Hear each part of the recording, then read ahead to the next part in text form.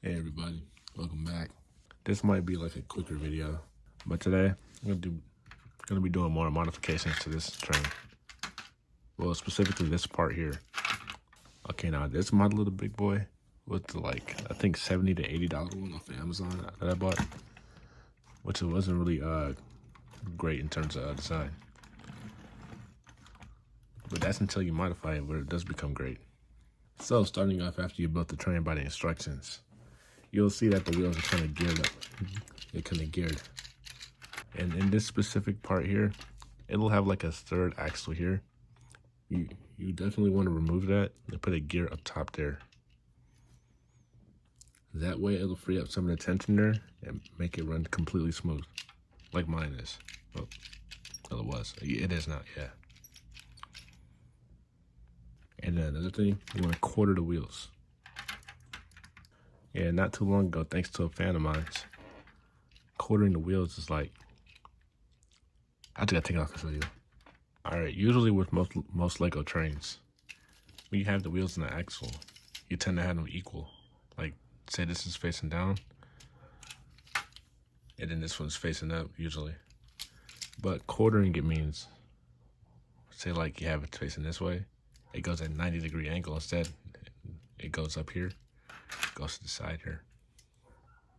A while back when I first started my channel, someone told me about this and I didn't know what it was at all until I actually looked it up. And after I added this to my trains, it really helped out a lot. All of the unnecessary tension in the gears just disappeared after that because the wheels are equal in weight. So by doing this to your trains, it'll help out a lot when it comes to gearing. All right, for this model, you can see the wheels with the axles. That's on the gears. It's the blind ones. Why, I don't know. But I'm gonna change that.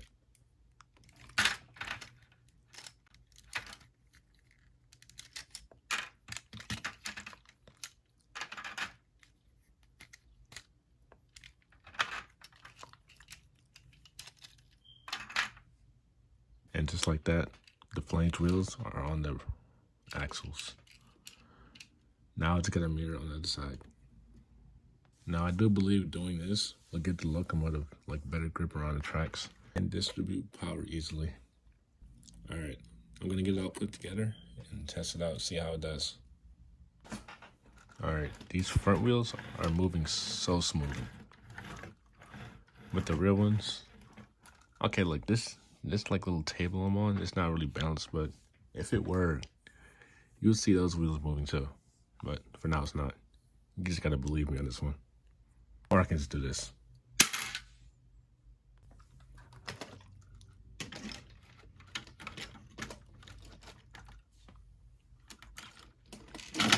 Yeah, look at that.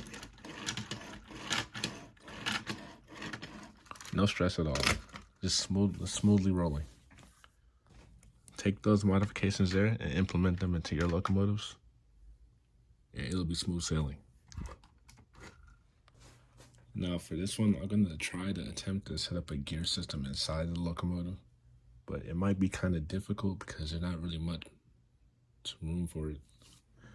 Well, it's been a really long time since I've been inside of this locomotive, so I have to really take it apart and see what I'm dealing with again.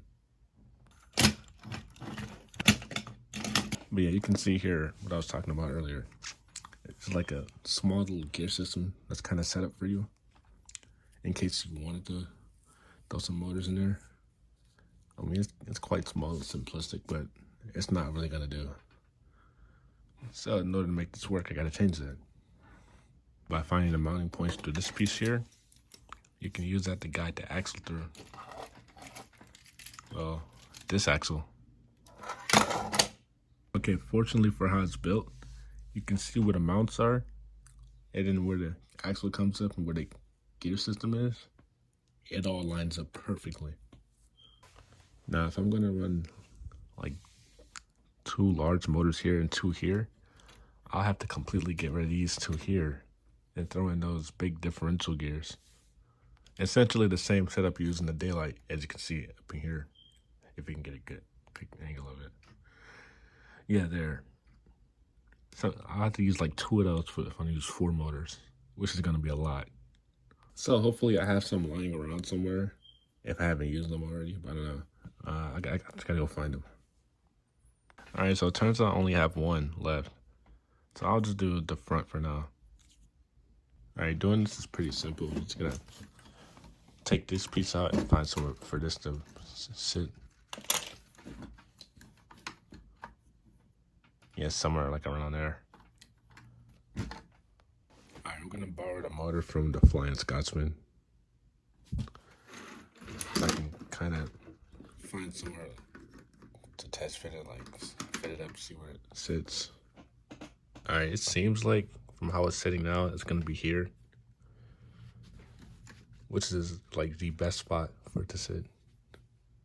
Really, whoever designed this did a really great job for preparation and motorizing it. Usually using this differential gear setup, this is how it's gonna sit. And it just looks great right here. So once I get the proper motors or whatever setup I get, is when I'm gonna actually build this out. And then how it's sitting now, it's just gonna be like plug and play, which really simplifies it and makes it a lot better. Now the tender will come later along the line. I was thinking of like completely redoing the tender, like try to make it actually look like the actual Big Boys tender. But that'll come later. I'm just focused on this right now. But that's gonna be it for today's video. Hopefully someone found it helpful with their build. Hopefully you can use this or whatever you're building and it works. Yeah, that'll be it for today. Thank you guys for watching. Don't forget to hit the like and sub button to see more. See you later.